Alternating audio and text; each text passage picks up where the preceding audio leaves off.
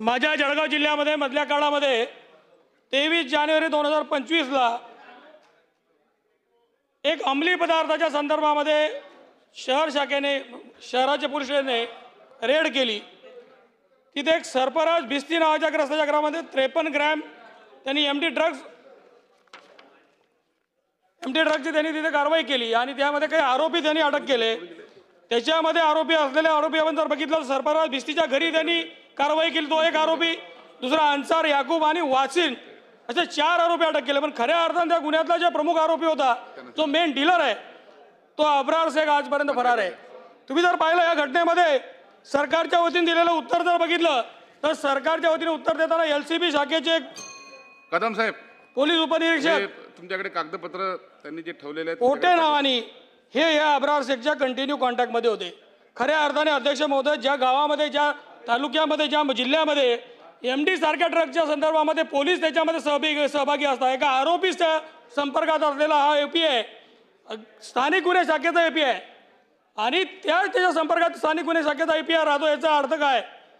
अरे इतका गंभीर प्रश्न आहे की तिथे अंमली पदार्थ घेऊन गेला जातो, अंमली पदार्थाची तस्करी होते, मोठ्या प्रमाणात गुटख्याची तस्करी होते।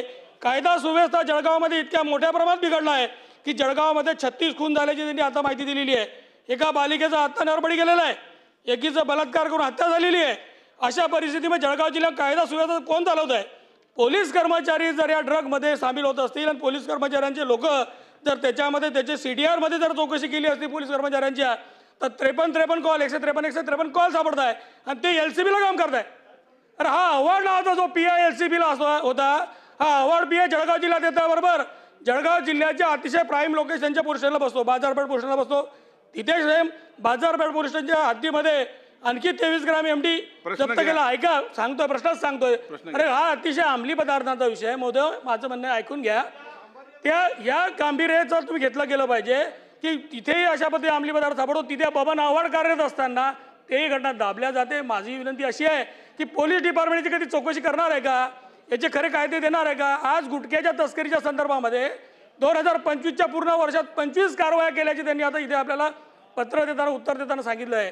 या जिल्हा हा सीमावर्ती भागात आहे अध्यक्ष महोदय, कायदा आहे की नाही? तिथे एवढ्या मोठ्या प्रमाणात गुटख्याची तस्करी होते, पोलीस अधिकारी याच्या सगळ्या याच्यामध्ये साहेब आपण प्रश्न विचारा, 4 मिनिटं आपण फक्त बोलत आहात लक्षवेधीवरती, लक्षवेधी आलेली आहे। अध्यक्ष महोदय, माझं म्हणणं असं आहे, प्रश्न घ्या आणि उत्तर प्रश्न घ्या। आहे माझा की पोटे ज्या पोलीस स्टेशनला होते, ज्या LCB शाखेला होते, तिथले PI जे ते पण याच्यामध्ये आरोपी होते। 153 कॉल जर ते आरोपीच्या सोबत झाले होते तर पोटेला त्याच्यामध्ये सह आरोपी करणं गरजेचं होतं, सस्पेंड करून चालणार नाही आणि PIला पण सस्पेंड करणं गरजेचं होतं, त्याला सस्पेंड करणार आहे का? दुसरा सगळ्यात महत्त्वाचा मुद्दा आहे की इथे चाललेले एवढ्या लोक इतके दंगली झाल्या किंवा इतके खून झाले। आता 4 दिवसापूर्वी किशोरप्पांच्या पाचोरा मतदारसंघात एकाला तहसील समोर 4 गोळ्या घालून ठार करून टाकलं। कायदा सुव्यवस्था आहे का? या SP-ना याच्या संदर्भात जाब विचारला जाणार आहे का? आणि ह्या PIला, दोघं PIला, पोलीस इन्स्पेक्टर आव्हाड आणि ह्या बबन पोटेंना दोघांना याच्यामध्ये आरोपी करून त्याची चौकशी होणार आहे का? याच्यामध्ये यांची सिंडिकेट एकत्र आहे का अंमली पदार्थामध्ये? हे माझा खरा प्रश्न आहे। सस्पेंड करून देणं गुन्हा दाखल होणार आहे का? मंत्री महोदय, सन्माननीय सदस्य चंद्रकांत पाटील यांनी अतिशय गंभीर विषय या ठिकाणी सभागृहात मांडलेला आहे। हे खरं आहे की 23 फरवरी 2025 रोजी पाटील साहेब आपण जे म्हटलं आहे तर 23 फरवरी 2025 रोजी स्वतः पोलिसांनीच छापा टाकून त्याला पकडलं, पोलिसांनीच पकडलं आणि त्याला अटकही केली। त्याच्या जो जे क्वांटिटी सापडली ती कमर्शियल क्वांटिटी होती, म्हणून तात्काळ अटक करून त्यांच्यावर गुन्हा दाखल केला। आता ते अजून पण न्यायालयीन कोठडीमध्ये त्या ठिकाणी आरोपी आहेत। हे करत असताना तपासाच्या दरम्यान असं लक्षात आलं की त्या ठिकाणचे पोटे नावाचे जे PI आहे, API यांचे काही कॉल याच्यातल्या एका आरोपीशी त्या ठिकाणी जुळत होते, म्हणून त्या ठिकाणी पोटेंना आपण निलंबित केलेलं आहे। परंतु ऐका ऐका ऐका ऐका उत्तर घ्या, बसून बोलू नका। परंतु ह्या राज्याचे मुख्यमंत्री ह्या विषयाच्या अनुषंगानं अतिशय गंभीर असल्यामुळे त्यांनी स्वतः सूचना दिल्या आहेत की ह्या पोटेंची अजून सखोल चौकशी करून त्या ठिकाणी विभागीय चौकशी करून त्यात जर का ते पूर्णपणे आढळून आले, आता आपल्याला फक्त फोनचे ट्रान्झॅक्शन्स त्या ठिकाणी सापडले, पण याचं जर का इन्व्हॉल्वमेंट आवडलं त्या ठिकाणी आढळलं तर तात्काळ त्यांना त्या ठिकाणी टर्मिनेट देखील करण्यात येईल. ठीक चला, आहे. दुसरं, किशोरप्पा. अरे किशोरप्पा बोलू द्या बोला. ना, अरे बोलू द्या ना. उत्तर मंत्री महोदय उत्तर झालं का पूर्ण? मंत्री महोदय उत्तर झालं का? बोलून राहिलो ना मी. हा, मग त्याला उत्तर आता घ्या. दुसऱ्यावर येतो ना. हा, उत्तर होऊ द्या. आता पाटील अनिल साहेबांनी पाटील खाली दुसरा बसा. मुद्दा मांडला, फक्त पोटेला काऊन आवडला कोण नाही. त्यांचा मुद्दा असा आहे का फक्त पोटेला केलं बा, आवडला कोण नाही. बरोबर आहे. आता आव्हाड यांची जेव्हा चौकशी केली तेव्हा त्यांचा कुठलाही संबंध यामध्ये आढळून आलेला नाही पोलीस चौकशीमध्ये. परंतु तरी आपण जबाबदार लोकप्रतिनिधी आहात, तुमच्या याची दखल घेतल्या जाईल. पुन्हा आव्हाडची देखील सखोल चौकशी करण्यात येईल आणि जर आव्हाडही दोषी आढळला त्याच्यावरही निलंबनाची कारवाई त्या ठिकाणी करण्यात येईल. बोला. किशोरप्पा. अध्यक्ष महोदय, मी माननीय मंत्री महोदयांना धन्यवाद देतो, परंतु अध्यक्ष महोदय, जळगाव जिल्ह्यात या गुन्हेगारीचं एवढं मोठं गांभीर्य आहे. 1 वर्षापूर्वी अध्यक्ष महोदय डीपीडीसीची मीटिंग झाली. त्या मीटिंगमध्ये SP, कलेक्टर, पालकमंत्री, जिल्ह्याचे सगळे मंत्री महोदय होते आणि त्यावेळेस मी सांगितलं होतं की जळगाव जिल्ह्याची परिस्थिती अशी आहे की हा मध्य प्रदेशला लागून असलेला जिल्हा आहे. याच्यातून अनेक रिव्हॉल्वरची तस्करी होते. हे जे 1 वर्षात 18 खून हे सगळे रिव्हॉल्वरनी झालेले आहेत. माझी विनंती अध्यक्ष महोदय, माननीय मंत्री महोदयांना आहे की जर 1 वर्षापूर्वी गावठी कट्टे जळगाव जिल्ह्यात येता आहेत असं आमदार एखादी सांगतोय, मग पोलीस यंत्रणा नेमकं काय करते? 1 वर्षानंतर अध्यक्ष महोदय, माझ्या मतदारसंघामध्ये इथं 4 गोळ्यांचा उल्लेख केलाय, पण अतिशय निर्घुणपणे 11 गोळ्या मारून त्या आरोपी, त्या कार्यकर्त्याचं, त्या तरुणाची त्या ठिकाणी निर्घुण हत्या झाली. तरी सुद्धा पोलिसांची कुठलीही कार्यवाही ह्या अवैध कट्ट्यांच्या बाबतीमध्ये झाली नाही. या ठिकाणी पोटेंना जेव्हा तुम्हाला दिसतायत की 153 फोन कॉल त्या आरोपी बरोबर झाले, अध्यक्ष महोदय, निलंबन करून चालणार नाही. याचा आरोपी म्हणून जेलमध्ये टाकला गेला पाहिजे.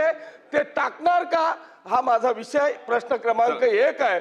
प्रश्न क्रमांक 2, अध्यक्ष महोदय, एखादा API PIच्या अंडर काम करत असताना त्या API वर जर का 153 कॉल जर का होत असतील तर ते PIच्या परवानगी शिवाय होऊ शकत नाही. PIला हाच API हप्ते जमा करून देत होता. हा आमचा या ठिकाणी 100% त्या ठिकाणी आम्हाला माहिती आहे. त्याच्यामुळे त्या PIला चौकशी नाही, पोलिसाची चौकशी करत असताना त्याला कधी दोषी ठरवणार नाही. उलट SPनी, अध्यक्ष महोदय, त्या PIला बक्षीस दिलंय. पहिल्यांदा भुसावळ बाजारपेठ प्राईम पोलीस स्टेशन, नंतर LCB प्राईम पोलीस स्टेशन, नंतर डायरेक्ट MIDC. म्हणजे तुम्ही प्रश्न घ्या ना, पुढच्या अशा गुन्हेगारी प्रवृत्तीच्या पोलीस अधिकाऱ्यांना तुम्ही प्राईम बक्षीस देताय का? अध्यक्ष महोदय, माझी मंत्री महोदयांना विनंती आहे की हे गांभीर्य लक्षात घेऊन आजच्या आज या आव्हाड नावाच्या PIला ह्या मिनिटाला सस्पेंड करावं आणि त्याची चौकशी करून गुन्हा दाखल करावा, अशी आग्रहाची विनंती माझी. मंत्री महोदय. सन्मान्य सदस्य किशोरप्पा यांनी महत्वाची भूमिका, महत्वाचं माहिती या ठिकाणी दिली असल्यामुळे जळगाव जिल्ह्यातली कायदा व सुव्यवस्था परिस्थितीची आढावा घेण्याकरता स्वतंत्र गृह विभागाच्या वतीने एक बैठक घेण्यात येईल. त्याच पद्धतीनं आपण देखील सांगितलं, चंद्रकांत पाटलांनी देखील सांगितलं, पुन्हा एकदा पोलीस आपले PI जे आहेत आव्हाड यांची तात्काळ आपण बदली करून टाकली, त्यांची तात्काळ चौकशी करून, चौकशीत आणि 8 दिवसाच्या आतमध्ये चौकशी करून ते जर का दोषी आढळले तर त्यांना देखील सस्पेंड करण्यात येईल. चला आता हे बघा सविस्तर बोला. तो चंद्रकांत अध्यक्ष महोदय, आव्हाड साहेबांची इतकी मोठ्या पद्धतीमध्ये तिथलं नियोजन, जे आप्पासाहेबांनी सांगितलं की पोलीस चौकशी करू शकत नाही, आज या घटनेचं गांभीर्य घेऊन त्याला तात्काळ सस्पेंड करणं गरजेचं आहे. माझी त्यांना कडकडीची विनंती आहे, जर कायदा सुव्यवस्था ठेवायची असेल, जो अंमली पदार्थ विकून लोकांचा जीव घेत असेल, एक पिढी त्याच्यात बरबाद करत असेल, तर माननीय मुख्यमंत्र्यांचं विजन आहे की अशा लोकांना तात्काळ शिक्षा झाली पाहिजे. या सभागृहाचं डेकोरम ठेवून तुम्ही आम्ही जे बोलतोय ते सत्य बोलतोय हे समजून किमान त्याला आता सस्पेंड केलं पाहिजे, ही विनंती माझी आपल्या माध्यमातून सरकारला आहे. आताच्या आता सस्पेंड करा, एवढीच विनंती मी करतो.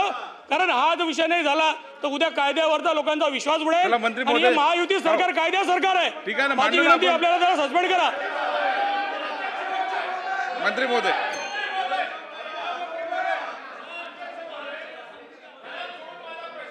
थांबा. नाही, हे बघा, तुम्हाला मी संधी देतो, पहिले त्याचं उत्तर होऊ द्या. आपण चालू देऊ, काय प्रॉब्लेम. हा. चंद्रकांत पाटील साहेबांनी पुन्हा एकदा म्हटलं, मी तुम्हाला आधी सांगितलं, असं भावना विवश होऊन सभागृहामध्ये कोणालाही निलंबित करून त्या ठिकाणी फायदा नसता. ऐका तुम्ही ऐका ना, एक मिनिट समजून घ्या तुम्ही विषय. अरे बाबा, बसून बोललो का? चंद्रकांत पाटीलजी उत्तर घ्या.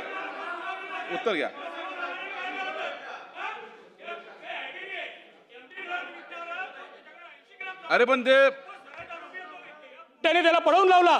आज 6 महिने झाले गुन्हा दाखल होऊन चंद्रकांत आता पाटील 4 साहेब महिने बघा, झाले. आपण तिसऱ्यांदा मांडताय, त्याचं उत्तर त्यांना देऊ द्या. त्याचं उत्तर घ्या. ठीक आहे, उत्तर द्या. मंत्री महोदय, उत्तर द्या. चंद्रकांत पाटील यांचं भावना आम्ही त्या ठिकाणी समजू शकतो. तिथे झालेला प्रकार हा निश्चितच काही गौरव करण्यालायक नाही. परंतु पाटील साहेब, जोपर्यंत आपण आपल्या चौकशीमध्ये सदर व्यक्ती सापडत नाही, ऐका ना, चौकशी केली असता फक्त त्या ठिकाणी आपल्याला पोटे आढळून आले, त्याच्यामुळे त्यांच्यावर आपण निलंबनात. तुम्ही म्हटलं एक मिनिट थांबा, आता मला तर बोलू द्या एक वेळा. कमाल आश्चर्य.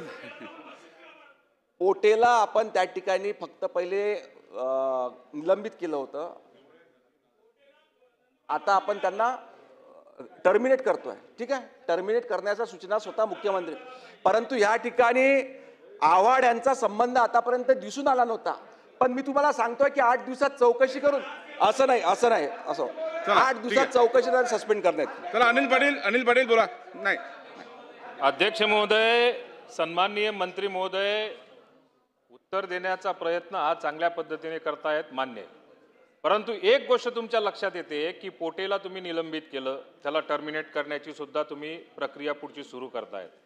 पण त्याच्या पाठीमागे सूचना देणारा जो आहे त्याच्यावर कारवाई तुम्ही करणार का, हा एक पहिला विषय आजच्या आज निलंबनाची.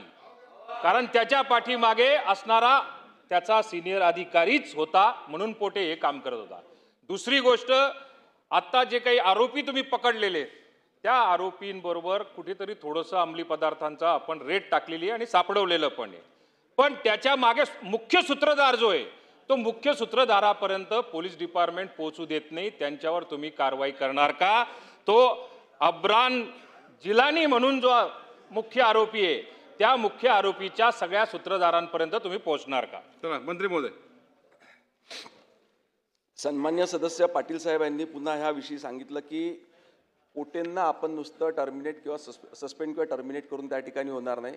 तर याच्या मागचे जे सूत्रधार आहे, जे असतील ते आमच्या यंत्रणेतले असो किंवा यंत्रणेच्या बाहेरचे असो, जे याच्यामध्ये असतील याचा सखोल चौकशी करून जे दोषी आढळतील त्यांच्या सर्वांवर कारवाई करण्यात येईल. लक्षवेधी